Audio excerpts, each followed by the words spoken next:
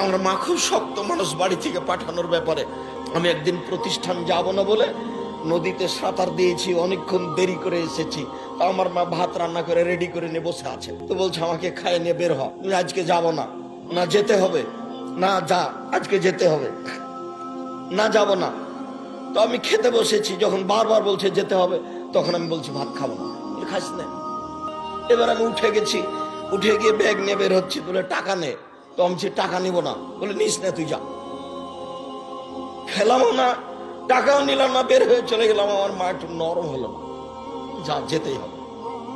3 বছর পরে যখন ফিরে আসলাম তখন আমার মা আঁচল দিয়ে মুখ মুছিয়ে বলছে আরো যে 2 বছর বাকি আছে আলী কেন। এটা আমার মায়ের প্রথম কথা।